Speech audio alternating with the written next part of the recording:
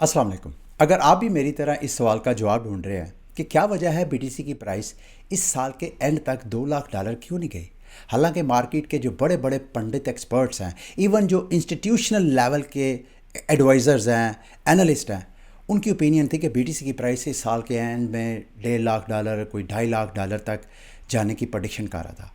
आखिर बीटीसी की price pump क्यों नहीं की? मैं भी इस सवाल का जवाब ढूंढ रहा था।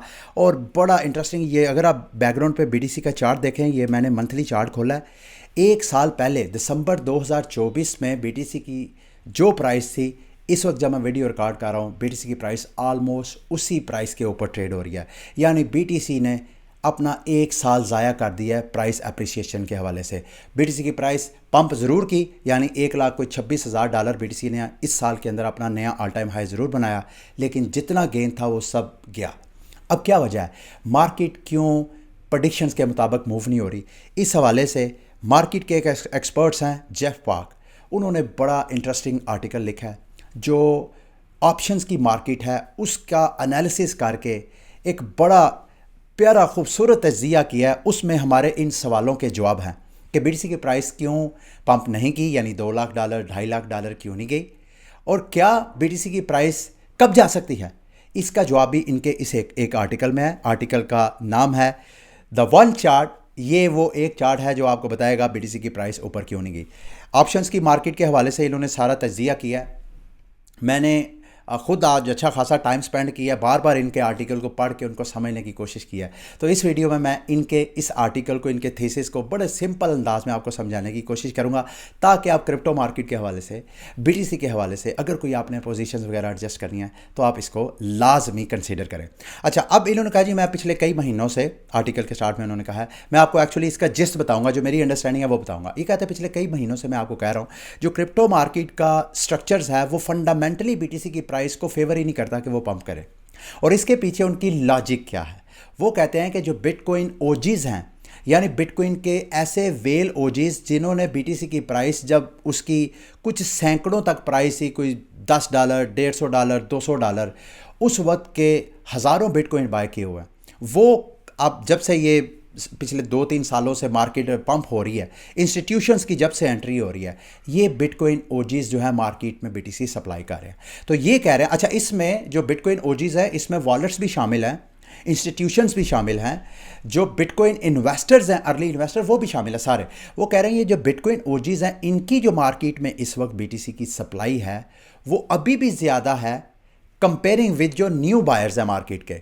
जो न्यू डिमांड है, न्यू डिमांड किस साइड से आ रही है? इंस्टीट्यूशंस की साइड से, यानी जो ईटीएफ्स हैं अमेरिका में, जो वॉल स्ट्रीट के इन्वेस्टर्स हैं, ब्लैक रॉक के ज़रिए, बिटवाइज और इस तरह के जो ईटीएफ कंपनीज हैं, उनके ज़रिए जो बीटीसी की डिमांड क्रिएट हो रही है वो भी, प्लस जो बिटकॉइन की ट्रेजरी कंपनीज हैं जैसे स्ट्रेटजी है, या इस तरह की जो जितनी मेटा प्लैनेट है जापान की, या इस तरह की अमेरिका की 21 शेयर्स है, और जो जितनी ट्रेजरी कंपनीज हैं, वो सारी कंपनी मिला के भी जो स्पॉट में जो डिमांड है बिटकॉइन की वो मीट नहीं कर पा रही है सप्लाई, यानी सप्लाई ज़्यादा है और डिमांड कम है अभी भी।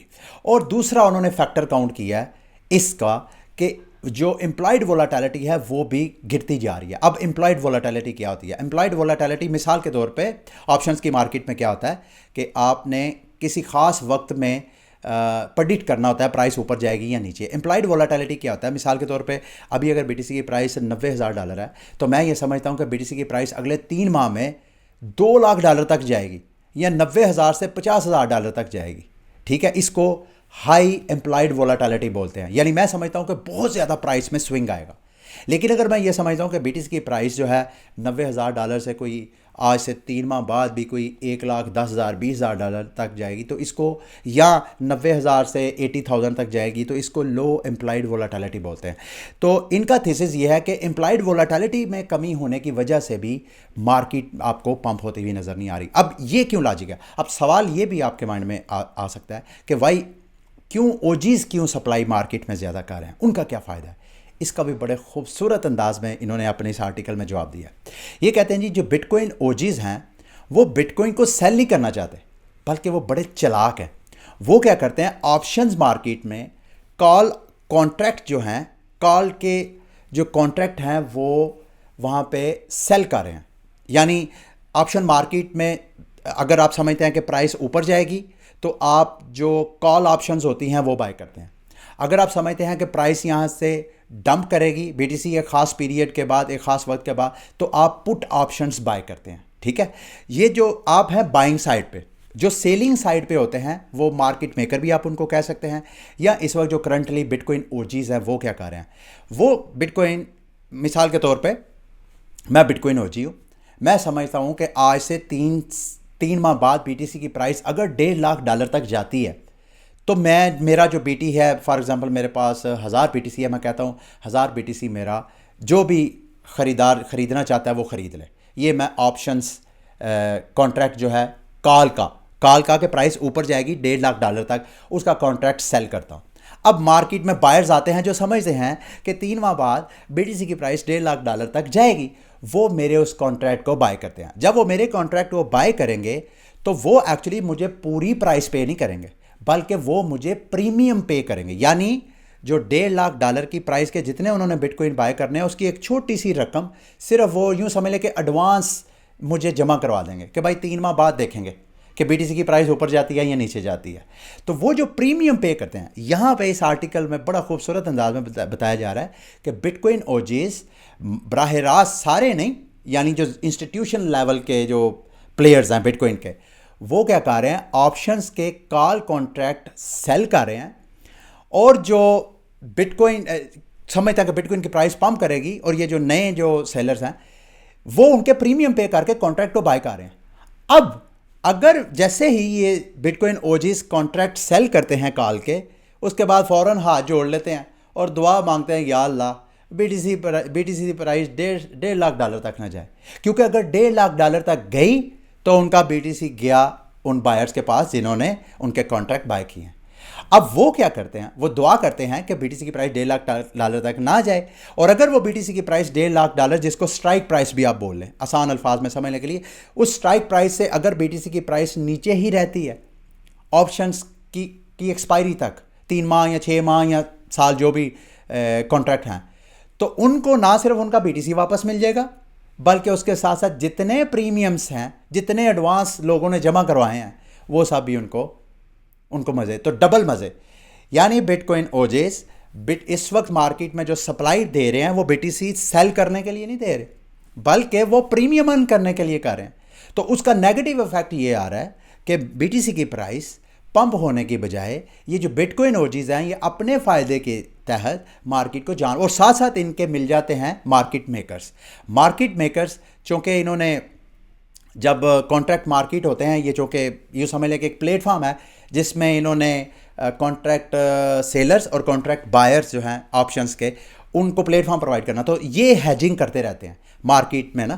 تو یہ جو بٹ کوئن اوجیز کی پوزیشنز ہیں ان کو ایڈجسٹ کرنے کے لیے مارکیٹ میکر بھی ان کا ساتھ دیتے ہیں. تو یہ وجہ ہے بی ٹی سی کی پرائس پمپ نہیں ہو رہی. ایک اور بڑا انہوں نے خوبصورت اینگل سے مارکیٹ کو دیکھنے کی انالیسس کیا. انہوں نے کہا یہ ہم اکثر جو کرپٹو ٹویٹر پہ آپ کو پڑھنے کو ملے گا, سننے کو ملے گا کہ جناب یہ جو جتنا E T F B T C by کر رہے ہیں, ای ٹی ایف والے وال اسٹریٹ, یہ سارا پیپر منی ہے.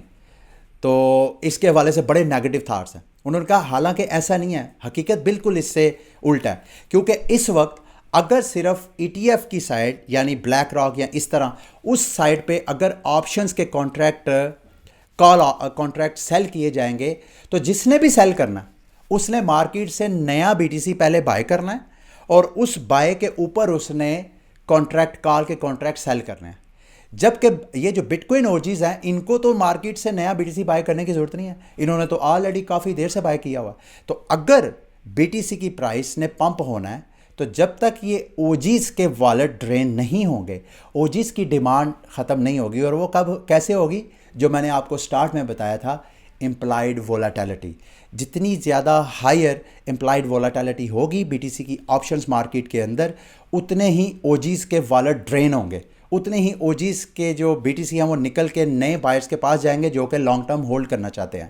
تو انہوں نے کہا کہ یہ جو نومبر کے آخری دن تھے وولیٹیلٹی انکریز ضرور ہوئی تھی 68% کے قریب, لیکن پھر یہ پچھلے 2 ہفتوں سے یہ امپلائڈ وولیٹیلٹی پھر نیچے گر گئی ہے کہ 44% پہ آ گئی ہے. تو یہ ایک اچھی نیوز نہیں ہے. جب تک یہ ای ٹی ایف کی سائٹ کی جو آپشنز مارکیٹ ہے، یہ نیٹو بٹ کوئن کی جو آپشنز مارکیٹ ہے جیسے ڈیریویٹ ہے، اس کی مارکیٹ سے اس کا شیئر بڑا نہیں ہوتا، اس وقت تک آپ کو بی ٹی سی کی پرائس جو ہے وہ اسی طرح کنسولیڈیٹ اور چاپی آپ کو نظر آئے گی. ٹھیک ہے، آئی ایم شیور آپ خود اگر ریڈ کرنا چاہیں تو آپ اچھے طریقے سے چارٹس کے ساتھ انہوں نے انالیسس سارا کیا ہے، آپ خود اس کو ریڈ کرنا چاہیں تو آپ ریڈ کر سکتے ہیں. یہ میری انڈرسٹینڈنگ تھی، میں نے سوچا میں آپ کو اس حوالے سے اپڈیٹ کروں.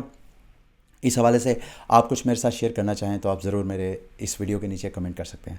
اگلی ویڈیو تک کے لیے مجھے اجازت دیں. اللہ حافظ.